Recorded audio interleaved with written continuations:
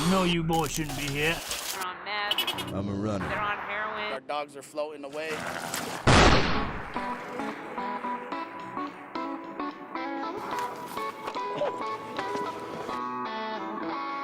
This is my third baton. Marathon down the road. Texas is outrageous, man.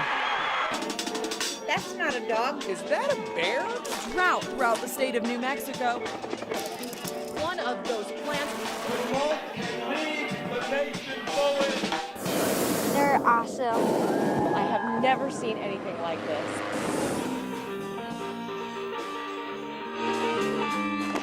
I can feel the souls of my loved ones when I come up to my hill.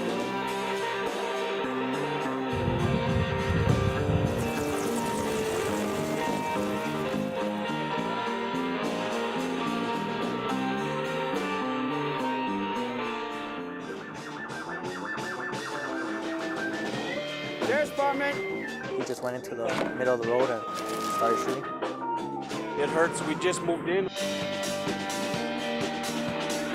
Guzzled by floodwaters. The Royals actually breached. Mobile, agile, hostile. The 12th beer, baby! Yeah!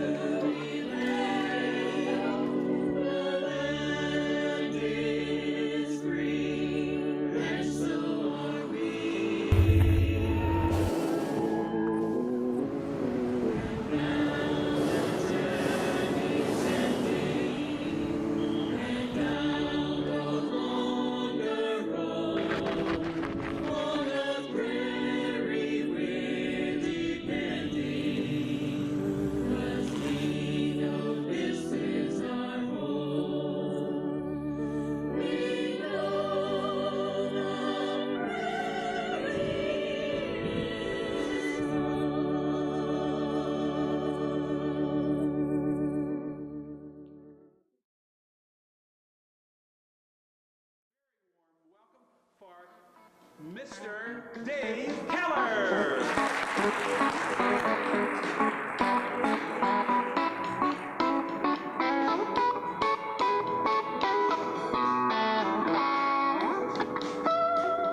The Dave Keller Band travels all over the Northeast, playing the blues.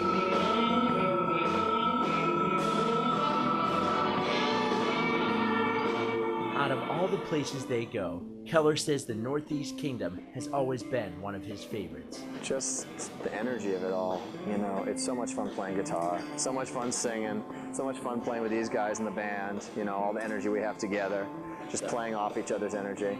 And then whatever energy the audience has just drives us harder, you know.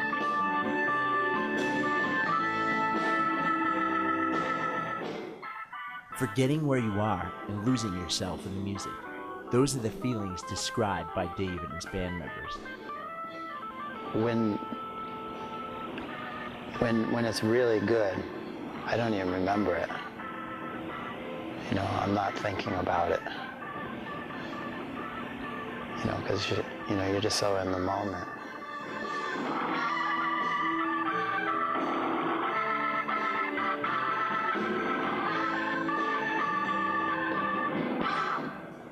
That it just burns itself up right there. You know, when all the cylinders are firing, I'm just in it.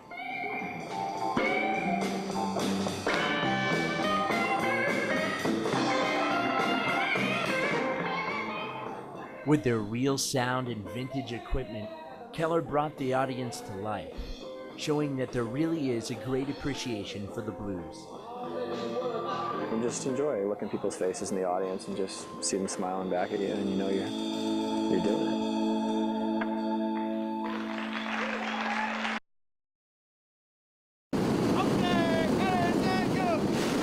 It was an adrenaline rush to new heights at today's air show. Planes of many shapes, styles, and sizes were all there, and we caught up with one airman who takes his pride in jumping out of the plane. Have you ever stuck your head outside a window driving down the road? Actually, yes, I have. That's about what it's like. So if you don't think about anything else. 20-year-old Trey Martin flies with the Golden Knights. The Golden Knights are a U.S. Army parachute team that formed back in 1959. They've performed ever since. It goes by fast. It's 60 seconds, and we got to make it happen quick because we're doing about 130 miles an hour. Then we were invited on board for a lift. We have our team leader that sits in the front. He'll be sitting right next to you in the beginning of the flight. The assistant team leader sits directly across from him. And as the Golden Knights are getting ready to go 12,500 feet into the air, they get suited up, mentally prepared, and do what's called a dirt dive. Right here from your very own Abilene, Texas. And after rehearsing their formal introductions, it's time for takeoff.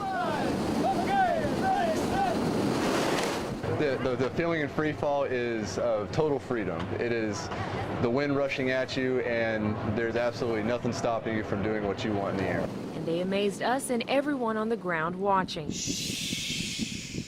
Out of the gold, into the black, once there, never black. Woo! The Golden Knights! Men in orange jumpsuits. Usually you see them on the news for a crime they've committed or charges they're facing in court. But this morning, you're hearing about these prisoners for a different reason. They say, you know, we're bad and we're this and we're that to society, but I mean, not all of us are like that. You know, we like to give back to society and back to kids. This morning, inmates at the Los Lunas Department of Corrections are doing what they can to send and share holiday cheer. The efforts began in November. We had inmates give about $200 out of their own accounts to provide Thanksgiving meals for needy families. $200 that these inmates barely have themselves and typically use for small things like soda. This month, low-level inmates working in carpentry while in corrections are making beds and drawers for Joy Junction, also giving furniture to families who need it. This inmate in for aggravated battery tells Action 7 News it's making him feel a bit better about Christmas without his kids. We're in here away from them, we're not providing for them, but here we get to provide for other children out there.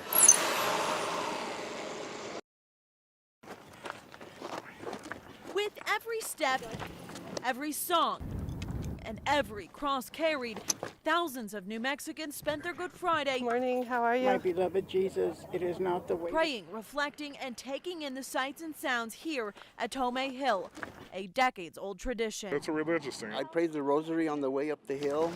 We leave it here, just kind of meditate when we get to the top. It's amazing. A lot of people showing up early, trying to make it to the top before sunrise. Some honor those who have passed. We light the box every year to make sure the lost souls have a chance to be able to see the light and come to it. Others ask for the forgiveness of sins. Deliver me from the misfortune. And for good health in the coming year. For our loved ones and comrades from the military that we lost. At the top of the hill, a lot of people were telling us they were just happy to be surrounded by people that believe in the same thing they do, that they're happy to be in this serene atmosphere. We also found someone passing out prayer cards and also rosaries. Several simply show up to this hill to thank a higher power. He shed his blood, and the pain that he went through, it's just really emotional. A few were not able to make it to the top, but one at least tried. And I got up to that little thing right there. Gloria Romero telling Action 7 News she had to be here on this Good Friday, and more importantly, she plans to make it again next year. They've always told me because of you, we've continued the tradition.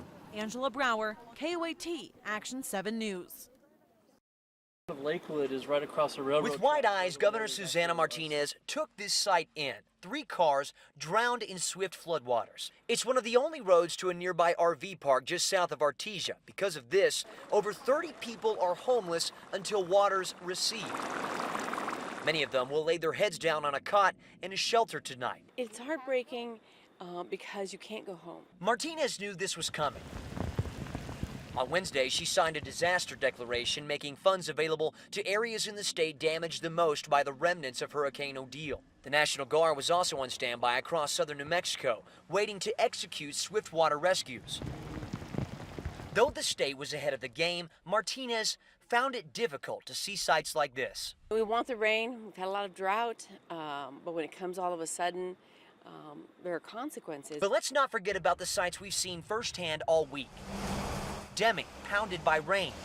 Las Cruces, wrestling ponded up waters. and Carlsbad, where roads in and outside of town were devoured by flooding. Now state officials are worried about runoff, which may cause creeks and rivers to flood again. Keeping water off of there. It's something Martinez says she's telling emergency crews across the state to prepare for. This is how people get confidence in that the most is being done to get them back to their homes safely.